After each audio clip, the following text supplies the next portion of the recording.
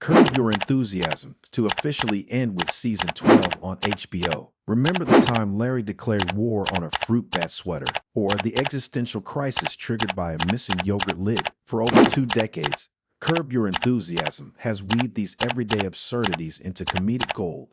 And now, after 11 glorious seasons, plus a 6-year hiatus, the curtain is finally closing on Larry's spiteful symphony. But prepare yourselves. This isn't your typical sitcom swan song.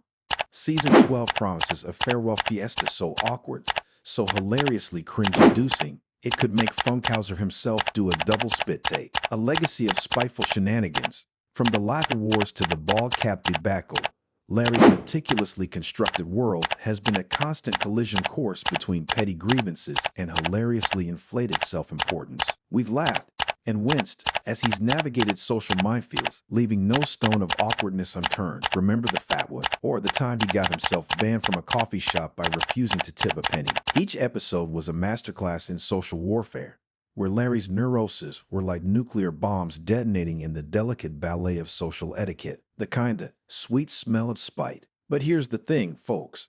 Season 12 isn't waving goodbye with a wet napkin. It's more like a middle finger wrapped in a fruit gusher. It's a homecoming season, as Jeff, Susie, Leon, and Cheryl return to the fray, promising old-school Curb magic. Expect callbacks to past glories, guest appearances from Larry's nemesis Rogues Gallery, Funkhauser. We're looking at you, and enough social fox pies to fill a spite house to the rafters. And maybe fond farewell. So, as we raise a glass, or a spite-infused kombucha, to the spiteful maestro, remember, this isn't a funeral. It's a celebration of the most gloriously awkward man on television. Curb Your Enthusiasm may be ending, but its legacy of cringe comedy will live on, forever reminding us that laughter can be found in the most uncomfortable of places. And who knows, maybe one day, Larry will find a new outlet for his neuroses, a podcast on the proper way to fold a newspaper, a self-help book titled Spite Like a Pro. The possibilities are as endless as his supply of Hawaiian shirts. The spiteful saga continues. Season 12 promises fresh fuel for Larry's comedic engine. Will he finally conquer his nemesis, Mocha Joe, in a latte showdown for the ages? Will the war against fruit salad escalate into a full-blown culinary conflict? Buckle up,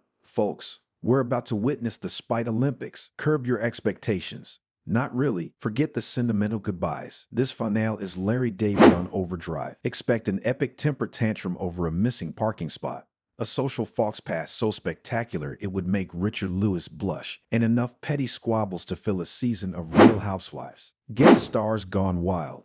Season 12 throws open the Spite House doors to a cavalcade of guest stars. John Hamm as a pretentious film director, Lin-Manuel Miranda as a street performer Larry accuses of plagiarism. The possibilities are endless and endlessly spiteful. The return of the sidekicks.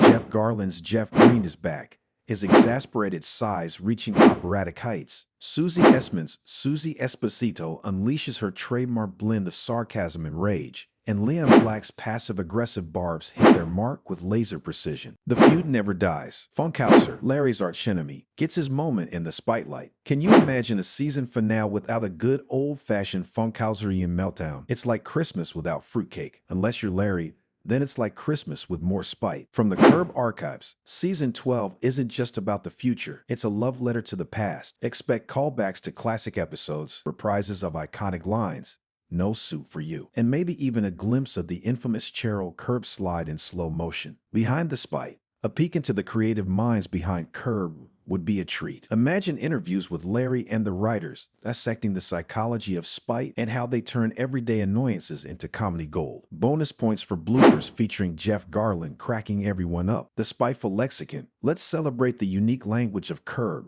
From Spite House to Fatwa on fruit, from Pretzel Day to Costanza Jacket. These terms have become pop culture touchstones. Let's delve into their origins and examine their comedic power. Spite in the wild.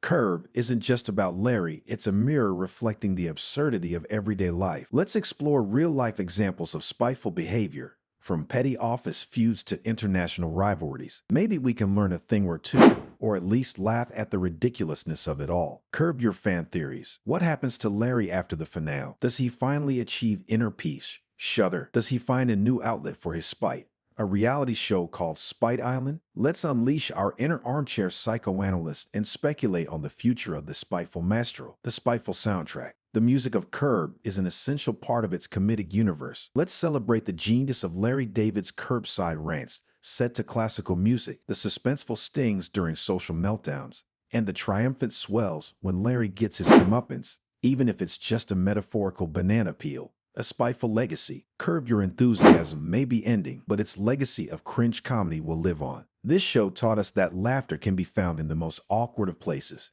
that social etiquette is overrated, and that sometimes the most satisfying thing is a well-placed get out of my house.